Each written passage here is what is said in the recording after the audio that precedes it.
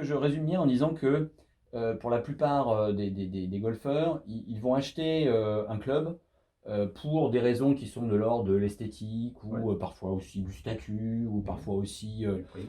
du prix ou d'une attirance, d'une identification à telle ou telle marque. Et après ça, il va falloir que leur corps, leur jeu s'adapte finalement au choix initial qu'ils ont fait. Pour le meilleur ou pour le pire, on en revient effectivement à la métaphore du mariage. Euh, on va donc faire la transition avec ce qui est votre méthode. À l'inverse, lorsqu'un joueur vient vous voir donc il est prêt à changer justement son approche et sa conception, qu'est-ce que vous allez, de quelle façon vous allez l'accueillir et qu'est-ce que vous allez comment vous allez le conseiller, l'orienter vers le matériel qu'il lui faut? En fait, il y a plusieurs démarches qui sont liées à quelqu'un qui vient me voir. Il y a quelqu'un qui veut venir se conforter dans son choix. Auquel cas, je vais lui proposer une analyse de son sac pour voir si effectivement il a bien choisi. Et puis, il y a quelqu'un qui vient me voir pour performer davantage parce qu'il rencontre des problématiques dans son jeu, dans ses sensations et dans ses performances. Oui. Donc là, ce sont deux démarches déjà différentes. Mais souvent, celui qui vient pour se conforter dans son choix, souvent, il change de matériel. Ouais. Donc, c'est une étude qui dure 1h30, vous l'avez vu alors pour votre fils. Mais il y a plein de questions clés à poser. Alors donc comment ça se passe? J'accueille une personne en lui posant un certain nombre de questions, notamment pour voir à qui j'ai affaire, c'est-à-dire D'abord, pardon, vous lui demandez de venir avec son sac, présent. Oui, bien sûr. Même s'il a l'intention de changer de matériel, Oui. vous allez lui demander de venir avec son sac. On peut faire un fitting feuille blanche, c'est-à-dire quelqu'un qui vient voir juste sans club, comme ça. J'ai un certain nombre de clubs ici, étalons, qui me permettent de sortir des diagnostics fins. Mais c'est très important pour moi de voir quel a été l'impact du matériel choisi sur le corps de la personne et sur son mental.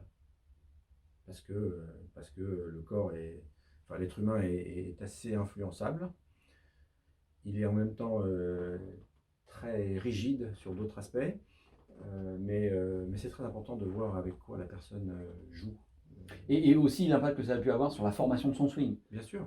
Puisqu'il a dû, comme on l'a dit tout à l'heure, s'adapter finalement à ses clubs. Bien sûr. Et que pour ça, probablement, il a mis en place toutes sortes de stratégies mentales, physiques, Absolument. qui ont abouti à la façon dont il joue aujourd'hui. Absolument. Les gens ont peu conscience, même un grand nombre de coachs, ont fort peu conscience de l'impact sur le swing, sur le corps et sur le jeu que peut avoir un réglage de club en particulier. Je le disais avec Fabrice Tarnot au cours d'une intervention qu'on a réalisée pendant l'Open de France. C'est vrai que je peux vous donner un club dans les mains qui va vous faire que des quick hooks. Oui. Donc vous allez forcément vous défendre de cette chose-là, puisque l'objectif du golf, c'est de mettre la balle sur un objectif précis.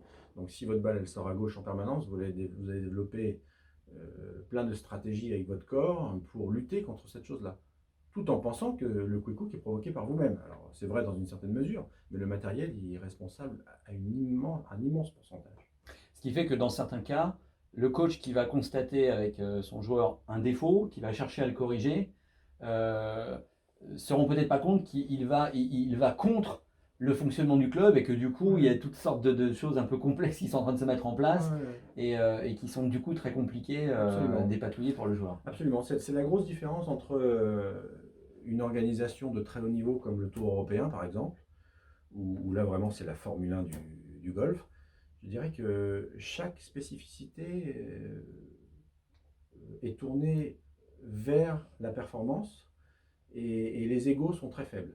C'est-à-dire que aujourd'hui, dans le monde amateur, un enseignant de golf, il a l'impression qu'il est le seul à pouvoir faire progresser un joueur. Ça, je trouve ça terrifiant. Je trouve que c'est un manque d'ouverture énorme. Aujourd'hui, les athlètes performent aussi parce que l'esprit du nutritionniste est orienté vers l'athlète pour qu'il performe. Le fitter ou l'expert technique, il est là, du matériel, il est là pour aider aussi l'athlète. Le préparateur mental aussi. Et tous ces experts-là travaillent de concert. Il n'y en a pas un qui tire la couverture à lui. Et on pourrait même inclure le joueur.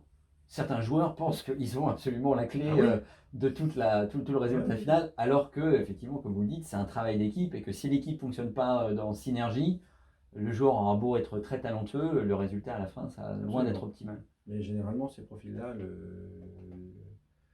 le golf les calme un petit peu. Les rappelle à la raison.